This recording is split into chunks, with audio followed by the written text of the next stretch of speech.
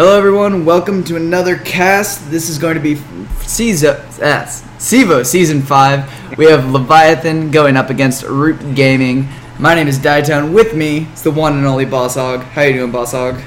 Doing pretty good, glad to be here. Hoping to see some good DotA. Skywrath and Ogre already banned out, so always a good start. Yep, Ogre is kind of like the ban against Root Gaming, as they're willing to pick it up in the first two every time. Or almost every time. Every time I've seen them play. I've only seen about 4 or 5 of their games so far, but they really do love to focus on their Ogre. And despite the 6.8C nerfs, we still see the DP first ban alongside a Brewmaster. It's still really good for pushing even after you get that tier 1, because then they still have to burn the invulnerability immediately after. That's true. I was thinking maybe that she would get hit a little, or not that she would get hit a little bit harder, but the sort of it was an interesting not a rework, but an interesting nerf on DP, as it made it so it was 75 damage at all levels for her Q, I believe. So the current build of going 304 is slightly less viable, as you now need that additional damage to clear the waves easier. Yeah. And Brew being banned out, Shib plays a pretty good Brew. Yeah, he gets it, he usually dominates. So. To say the very least, a decent Brew. But yeah, so let's go ahead and see. And Leviathan, go ahead and first pick a PA. I personally haven't seen them do this, and I've been casting a lot of Leviathan, or formerly known as Flipside Tactics NA. I know Sunken really likes the PA. I don't know why you'd pick it up first, though. It really tells your opponent what you want to do, and it allows them to counter it pretty easily, especially if they want to go aggressive try against that. Yeah, or it could be something like, I'm not sure if you were watching earlier, but what were the teams? It was Navi US versus the Infinity Stack, where they picked a PA relatively early, Navi US picked a PA in I believe it was their 3rd or 4th pick, so enough time to leave a counter available. To avoid the aggressive tri-lane, they actually just put her mid, even though the mid matchup was not going to be favorable for her, whether it was the Viper, whether it was the Weaver, which were their 2 other main cores outside of a Centaur, who you kind of assume is just going to be on the offlane. I speak for the trees. Yeah, I don't really know why you'd pick it up first, though. 3rd or 4th pick would be viable. It's not going to get banned out, in my opinion, 3rd or 4th, so... Yeah, unless Root knows something that we don't. But yeah, we do see a Nature's Prophet as the first pick so far. Used up a little bit of that reserve time. Nature's Prophet, sort of interesting to go against PA. I'm not sure what their plan is, because if they're planning on aggro trying and leaving Nature's in the easy lane, there's a lot of good matchups that can still exist. Timbersaw, for example, but they go Nature's Mirana as their first little bit of synergy. Sprout into the arrow isn't too bad. Those are 2 pretty safe picks off the bat. It doesn't tell you anything. Mirana could roam, which he normally does, off lane, but that hasn't really been seen a lot lately, and could also just support the entire time. So. Yeah, or also mid Mirana is still pretty viable, as well as carry Mirana. If you've seen Empire play recently, they still put Silent in the as that Mirana player, mainly because Silent's just so good at Mirana, but it does also offer up aggressive tri-lane potential, as she does fare relatively well in an aggro try. We'll see what they want to pick up next in Jakiro. Oh.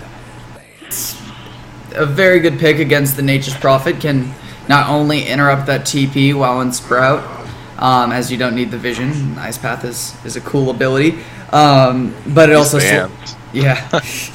it also makes it so you can slow down the push of Prophet himself by using the liquid fire on those trees, in addition to having your own bit of pushing power.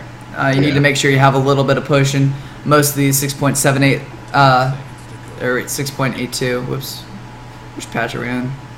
You are right. 6.82. Yeah, there we go. I don't know why I went 6.78, but 6.82. You really do need a bit of push.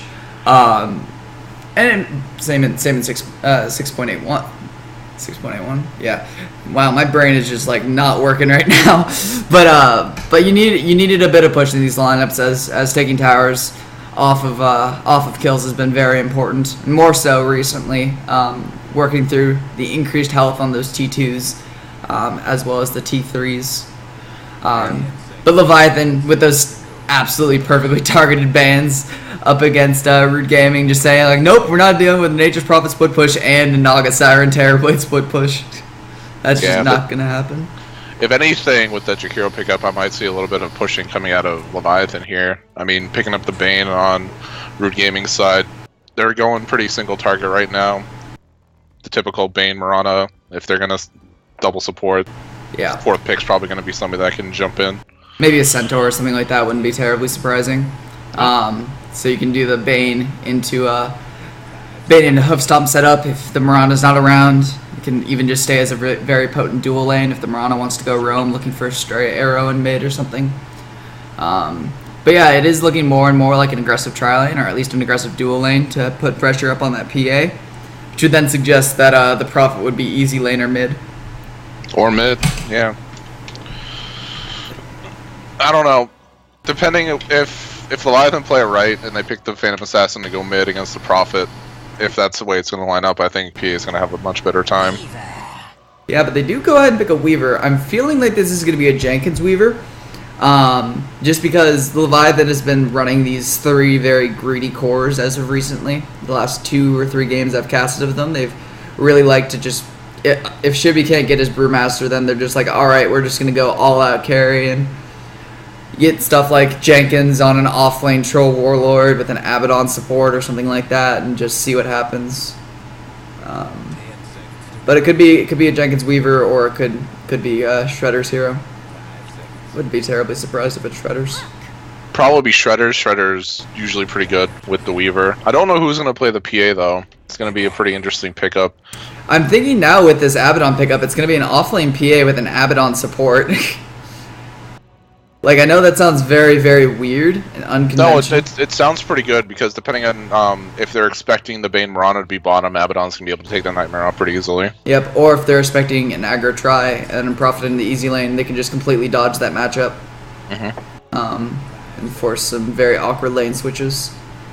But yeah, Leviathan picking up, I would say, probably, as of recently, Newsham's best hero, the Abaddon.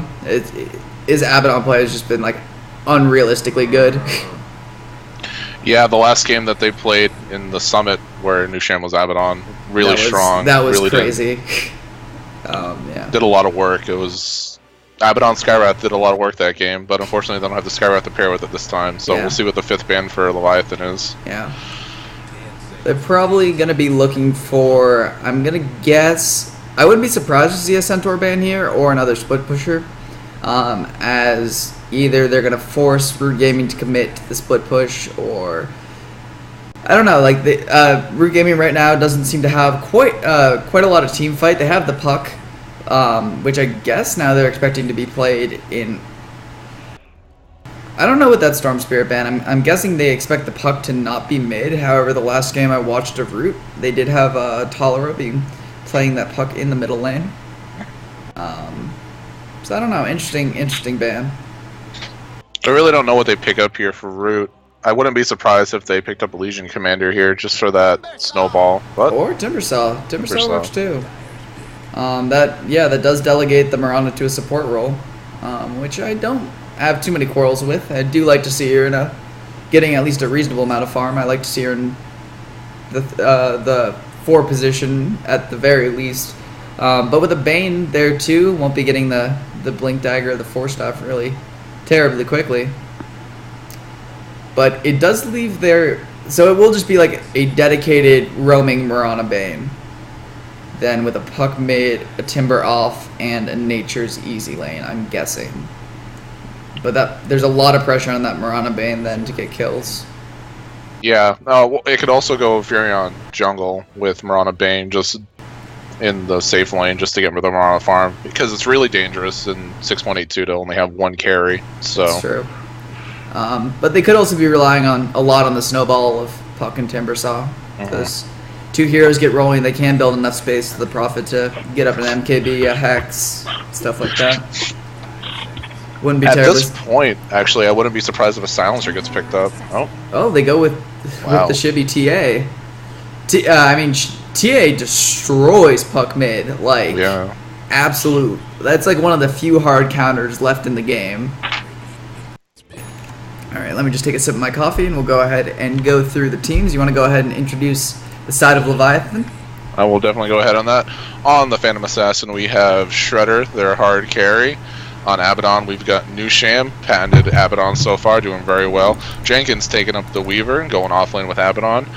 Sunken on Jakiro, he's been doing pretty well on Jakiro lately, and on Sarath, so I guess he opts for the Jakiro since he can't get Scareth. And Shibby on TA, going to be pretty strong. They've got a lot of single target, but we'll see what happens. All right, then on the side of Root Gaming, we have your boy JC going to be playing on the Mirana. We have Tolera playing on the Puck. We have, I believe it's Lycus on the Bane. We have Bangfish going to be playing on that Nature's Prophet. And then in the easy lane, we have Tubby the Fat, their Ogre player most of the time. So it's going to be interesting to see how these lanes develop. It might even be... I don't know what we're really looking at right now. I mean, it's pretty obvious from Leviathan. They're going to be running these pretty solid dual lanes with the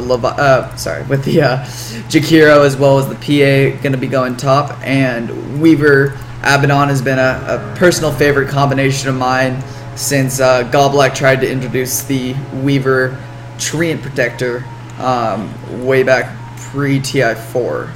So, or was that even TI3? Can't remember, but yeah. Oh, Nightmare. Yep, into the arrow on Shredder. Zoning Ice Path, but really not going to clip anybody, so looks like everyone's going to walk away just fine, burning a single tango from the side of Shredder. Abaddon's going to end up roaming top or rotating top after this. Yeah, especially after he sees that, like, this Weaver really shouldn't be dying to a Timbersaw anytime soon. And I'm getting a little bit of lag right now, so I'm going to have to reduce my video quality a tiny bit because everything in the world hates me. Let's get rid of some of these. We got a smoke gang coming from Mirana. Bane over here coming up this top side of mid. Looks like they're trying to work around through that tier 2 to try to set something up on the TA. It might be successful here, but TA did opt for that first point in refraction, so it will be fairly difficult kill. You can also see based on how Tolera is placing, he's like almost taunting the TA to come in close. And Shibby might be able to pick up on that fact, but potentially, but if they do get the arrow off, it's only 3 charges on level 1, so TA can still die pretty quickly. that's true. But if he does absorb at least the initial arrow hit, Shredder is going to go ahead and send out the dagger. It looks like Bangfish is taking quite a bit of damage out here and will go ahead and fall. Shredder with the first blood.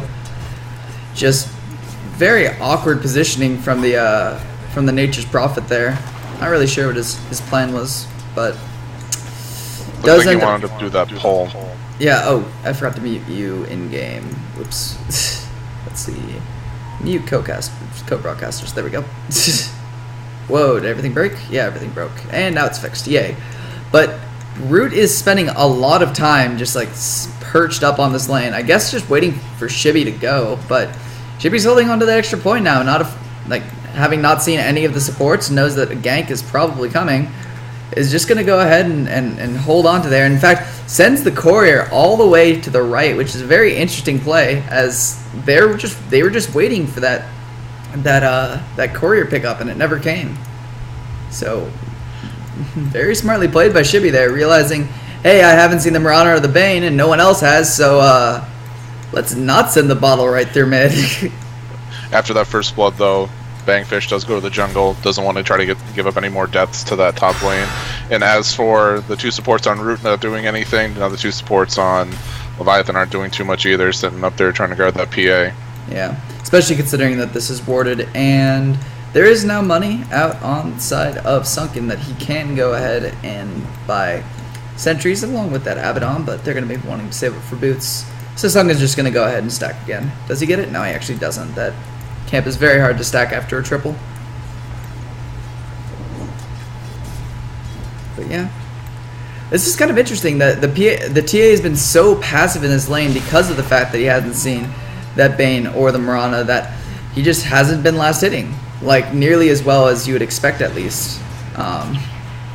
Just falling very far behind the Puck in terms of farm. A little bit, but then again, that's the power of that Bane Marana, especially with level 1 refraction. You're not going to be able to save yourself with it, especially if it's a 3-4 second arrow. Yeah, I mean, and wasn't even so much just the actual arrow itself or the actual nightmare itself. It was the threat of it was enough to make it so that he never wanted to cross paths, or never wanted to cross down onto the other side of the river. So, but we can see now they're just doing a little bit of stacking and pulling, going to try and catch up in levels just a little bit, as they are both level 1. Well, Bane did just hit level 2. Tubby's going to go ahead and grab up that bounty rune on the bottom lane, while the Puck does grab the haste on top. So, pretty good rune control coming up from the side of Root Gaming, at least for those 4-minute runes. And this stack is getting pretty big. It's now a 4 stack for the side of Leviathan. So, nice little potential gold increase when Sunken gets a few levels in Liquid Fire, or if he even wants to just start dual breathing it down. I'm actually a little surprised PA went ahead and rushed for the power treads, especially with that first blood. Could have rushed something pretty good. Midas maybe even just gone straight for a Battle Fury. Battle Fury I feel is really strong this game, just to clear out trees, the push, especially if you can get them grouped up. But go straight for the treads, so we'll see what he wants to go into after that. Yep. I'm not terribly surprised, mainly just because of the fact that, well, the surprising thing for me is that he's leaving them on strength treads. I wouldn't have been as surprised if they were on agility treads right now, as it does give you that little bit of extra guarantee on your last hits. But yep, bottom lane we do have Weaver, who does pop the invis, but they still know where he is, and Jenkins going to be taking a spell here as he goes down to one last right click by the Marana. That was a pretty good setup from Bane. Walked right around the trees, didn't give Weaver any time. Weaver got the Nightmare off during the Sakuchi, so pretty lucky on his part as well. That Sakuchi does have a bit of a fade time, and Nightmare is a pretty much instant cast. Not sure what the actual cast point on it is, but the stack looks like it is going to be taken by Shibi here. At least going to start being worked on by Shibi here, as he does want to catch up in CS. He has done a pretty reasonable job coming back into this, as he was at one point 7 denies behind, as well as over, I believe, about 15 CS. So yeah, Sunken now just gonna be taking up that experience in the middle lane. I do like this delegating extra EXP to the supports. I think a very nice little play, especially when you have more level dependent supports like a Jakiro and an Abaddon. People always forget supports needs levels too, and it's a pretty good example of giving those supports mid, especially when your mid can clear a nice 4 stack like TA can. Yeah. Oh, that Golden Doomling. So much money. It's just so much money. Oh, and I know they got a couple Platinum Baby Roshans over there as well, so... Yeah, I remember when Jenkins was trying to get that the first time, he would not stop spamming me. It's ridiculous. Yeah, they're team money, man. Like, for real. Yeah, I ended up getting 3 Platinum Baby Roshans myself with the Sunken stack, so... Jesus. Sunken stack's real, man. One day I'll become a permanent part of it. Hey, maybe this year, man. Yeah, you never know. Year of Daitone becomes famous. It's gonna happen. There we go. Arrow flying through, ready to Ancients, trying to spot out Roshan, it looks like. But they're keeping 3 heroes on bottom against Jenkins, trying to pressure this tower, maybe get the Weaver again. It's gonna be pretty difficult, I feel, since Weaver's expecting this. Yeah, and he has also managed to somehow hit level 6 in this lane, especially. That's especially impressive considering. Oh, there's the Nightmare. Wait, we might have. Yep, there's an Aphotic Shield. Gonna go ahead and purge that off. He's gonna time lapse back, and looks like there's not much that Root can do about this. We are getting a little bit of lag, mainly because my XSplit hates children and is eating up my CPU for some reason. I do not know why, but it happens. Nushan was positioned pretty well. He knew that with those 3 down there, they were probably going to go for the gank, so he was prepped for it. We were heading down to bottom rune to either secure it or grab it himself. Looks like he's just going to grab it. A nice little regen for Weaver. And Abaddon getting picked off. Yep. That not the Timber Chain, the Whirling Death doing quite a bit of damage to those strength heroes, but it looks like Tubby might be paying with his life here, as he does get He does get the bugs on him, and Shredder does come in to pick up that last little kill there. Arrow goes on to Jenkins while he's in Fizz. Shredder maybe looking for more. Knows the arrow's on cooldown. Knows the nightmare's probably just cooling off pretty soon. But a 1-for-1 trade as Jakiro dies here somehow. Don't quite know how, but guessing it's going to be something along the lines of anything. I don't know. I'm guessing just a puck rotation with a good rune, something like an invis, most likely. Could have also killed himself. I didn't see him lose any. He didn't buy out. It looks like though. So. Yeah. Oh, but Jenkins just poning the Bane on bottom. We do have a bit of a dive here as he is going to keep going. Going to look for that Marana, but Marana's going to leap herself away into the trees. Jenkins knows that there's this timber saw here. Is going to scurry himself away as doesn't want to overcommit, even though he was already in the process. Bane's now back alive and looks like he's out for blood, but won't be able to find anything. Shakira decides, hey, if I can't farm the jungle, I'm just going to go push top tower, and he's doing just that. Tower's about a 4th now, so easily going to be pushed down next round. Yep, that 3 points of the liquid fire just extremely potent. That was extraordinarily scary. I thought somebody was unlocking my freaking apartment door, and it turns out they just brushed up against my door. There you go. Yeah, the little heart attacks to keep you on edge, keep you motivated in life. But gonna save the last hit for Shredder up top. Yep. Shivy's going on taller mid, but won't be able to get anything really done here. Is just gonna go ahead and TP out. Does he have enough damage? Yeah, he does. In fact, with the last right click alongside the meld hit, is able to pick off the puck solo, and that's a really big kill as Puck. He's finally equalized the CS difference and now also has the kill advantage, so. So with all the farm Phantom Assassin's getting, having a Vlad's flying out to him now. Oh. Man, these kills are just happening all over the map. I didn't even see. I guess he was going for a rune or something. He had to have been going for a rune or something. He was right there. Yeah, I know. Or maybe he was hunting for the Prophet, as Bangfish has been left alone for quite a while now. Abaddon trying to get some levels on bottom, hoping to get that 6 so we can't get picked off by that Marana Bane combo. Or even just the solo Timber Saw. I mean, Timber Saw at level 8, that's just a tremendous amount of damage. Actually opts for the 2nd point in reactive armor. I find that's sort of an interesting decision, but meanwhile on top, Shredder and Jakiro able to get that Puck kill. It's a very nice kill. Puck burned the orb, and then Ice Path was laid, so Puck couldn't go anywhere. Yep. I mean, kills are just all over the map right now, man. Like, it's American Dota. A little harass on the Bane there, maybe thinking of pushing that tier 2. Most likely it'll just be like a little bit of liquid fire harass. I don't think Shredder's gonna commit too heavily on this, as they don't know where the Marana is, and they do know that the Timber Saw is now just teleported into mid, so might feel a little bit more confident. But Jenkins still gonna be trying to get his farm up. He has gone for the Ring of Aquila, has another Wraith Band. Newsham actually does borrow Jenkins' bottle, is going to go and refill it for him. Some nice little teamwork going on there. That's probably the one thing that shines out about Leviathan, is that their teamwork has been pretty on par as of late. And lucky haste rune for Tubby, going to go ahead and get him away to safety. Ice Path does go out on Tolara, might be able to get a kill here. Nice dodge of the arrow. Nature's Prophet actually TPing in behind, might find himself caught out here. Yeah, in fact, will find himself just completely isolated, but do they have enough damage? Yeah, they have more than enough damage, and they clean up that kill. Shredder just going to keep going in. Nice crit onto Bane. Aphotic Shield going to get rid of the Nightmare that I believe was put on him. Dream Coil goes out, and so does the Bane ultimate.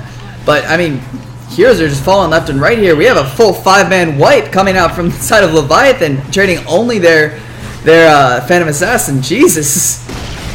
That escalated extraordinarily quickly.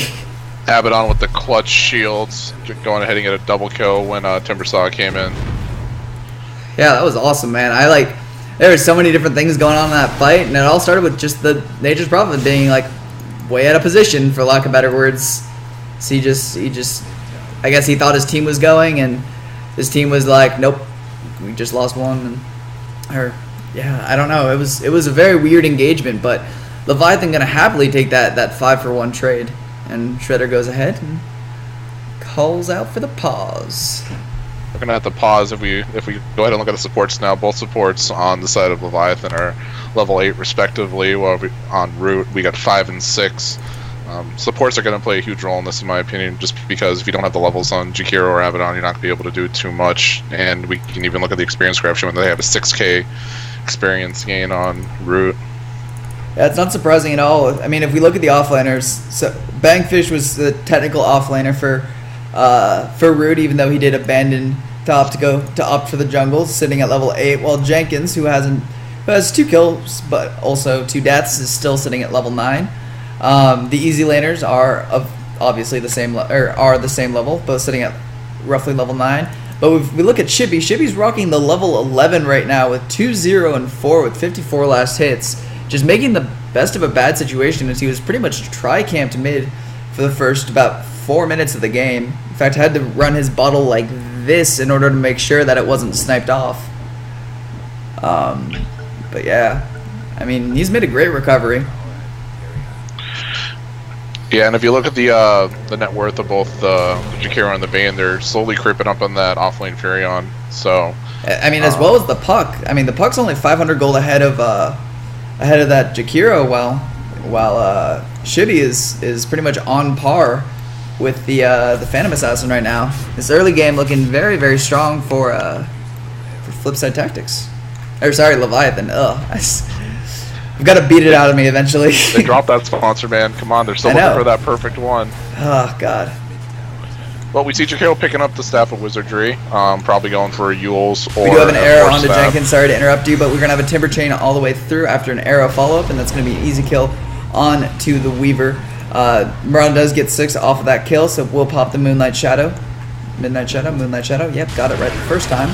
Second guess myself. Shibby gonna go ahead and get sprouted up. Gonna go ahead and just start working on a Bangfish who just gets eaten alive. Meanwhile, Lycus gonna go ahead and Fiend's Grip up on Shibby. The Timbersaw doing as much damage as possible, doing quite a bit. But Nusham being able to turn onto him pretty easily. We're gonna have the Ice Path out onto Tubby. Not gonna be able to clean up Shredder at the end of the day, and that's a 4-for-1. Did force a buyback out of Jenkins, which was probably not necessary, but I mean, if you've played with Jenkins, you know he'll buy back whenever the situation calls for it, even if the situation doesn't call for it. Just that he can contribute as much as possible. And being that Weaver, he was able to get right back in the fight with that time lapse, so wasn't really wasted. He's getting his gold back up now, so probably made just as much out of it. Yep. Bangfish gonna go ahead and steal this little stack right here. I'm gonna get the ping out from the TA. They're like, hey, he's here. But meanwhile, we're going to see a little congestion for the rune, but Weaver's going to go ahead and pick it up. Might be running into too many heroes, though. He does actually get hit by a stray arrow.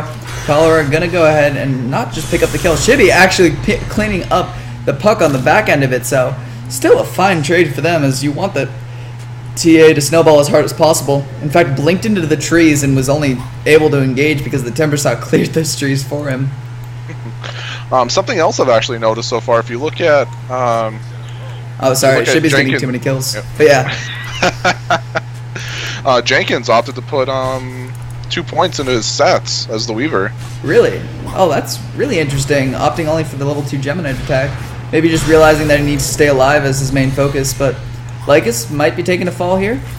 It is a 2v1 engagement, and they are going to go ahead and Fiend's Grip. They're going to go ahead and do really everything they can to keep him alive, and in fact, he will live through the Fiend's Grip, and in fact, I think he came out with more HP, but Abaddon will go ahead and take a fall. Shredder should be aware of this. Oh, he did. Wow. That's just some, like, grade A freaking Abaddon play. As the chain came in through the mist coil. So either amazing skill or tremendous luck. Either or, it looks awesome. Tolera just gets 3-shot by Shibby, man. Like, he doesn't even have many damage items, just the power treads and drones, but able just to tear through that Puck's low HP and man, just completely catch him out, for lack of better words. I was trying to find something clever to say, but then it was just like, no, he's just dead. That's all there is to it. Top lane, Timbersaw and Jakiro going at it. We'll see who wins this fight. Yep. Meanwhile, Jenkins most likely going to be taking a spell. No, the Abaddon shields, once again, they're just totally bail out Jenkins in a bad situation, as he did take the the Nightmare away from Shredder in order to make sure that the Shredder did get away safe. But yeah, it looks like TA is now going to be working either towards BKB or Deso. I wouldn't be terribly surprised to see a Deso here, as he is very far ahead and isn't too worried about a lot of the magic damage coming out from the side of Root. I'd still opt for the BKB though. Timbersaw can burn through your refraction charges, and the Dream Coil being able to jump out of that would be pretty strong as well. This is the really interesting thing, and I'm a big Timbersaw player, and it's like my most played hero, and I play. Oh, actually, the arrow misses. Sorry, real quick. And right as I'm about to like shit talk the item that he built a Blink Dagger before finishing that Bloodstone, which I'm not a terribly huge fan of, as a lot of your damage does scale off of how much mana you have. And Bloodstone probably the best item for regaining mana, or at least maintaining that consistent mana regeneration. Well, he has about 2k in his pocket, so maybe that's his next path to go. Yeah, I wouldn't be terribly surprised. You could probably put a Soul Ring and a point booster there, and he'd be sitting all right. Shredder looking through the trees, looking for a kill. They are going to get a straight arrow onto Shibby, who was invis, who still is invis. The Photic Shield going to go ahead and burst off, but they know he's here. Tubby is going to go ahead and be copping a little bit of harassment from that Weaver. Might be able to, yep. TA is going to pick up the Mirana, and the Abaddon's going to pick up the Timbersaw, so just little pickoffs here and there. Just giving Leviathan a huge lead, as they are not losing really anything in these small engagements. They're still the top 2 farmers, in addition to the fact that they're not losing many heroes, if any heroes at all, during these little fights. And as we see now, they're going right into Roche, knowing they have the advantage. Timbersaw's not up, Mirana can't pop her ult, so perfect time, and they're doing it really fast as well. Yeah, that meld is just amazing. And yeah, they made sure that Trine did not get the deny on the Aegis. Shibby gets it right away. And I believe, does he have? Yep, he does have the second Mithril Hammer in Courier, so as soon as he'll be flying out the Deso to himself right now. Shredder saying, hey, can I get some of this farm too? And screw you, I'm going to grab it anyways. But yeah, does manage to finish up his Deso on the TA, and looks like he's going to be pretty close to that BKB on the PA, and once he gets that BKB, there's really not much to stop him. There's the Fiend's Grip, but they've already showed that with just the Fiend's Grip, they haven't been able to burst him down during that period, because the Aphotic Shields and the Mist Coils have just been on point by Nushim. And yeah, PA doesn't have to worry about the physical damage coming out from Root either. Mirana doesn't hit very hard, Fiora doesn't hit very hard at this point, and the 50% evasion is going to be doing a lot of work. Shibby might be going down here, as he does get silenced up, does try and do as much damage as possible, and the Aegis will get popped. Does he stick around here? It looks like, no, he does get very clutch blink out. And we do have a trap go off. Looks like Shredder is going to go ahead and turn on to JC.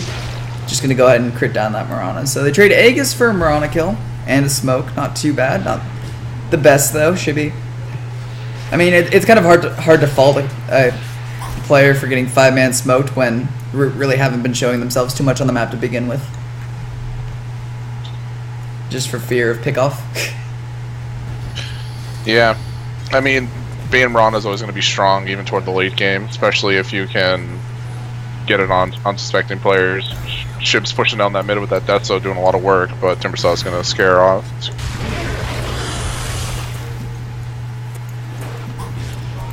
Might have a bit of an engagement here, as Lycus is going to go ahead and pop pretty much everything on Shredder, but not enough to kill him. And the Macropyre, along with Abaddon damage, and then was enough damage to bring down the Bane.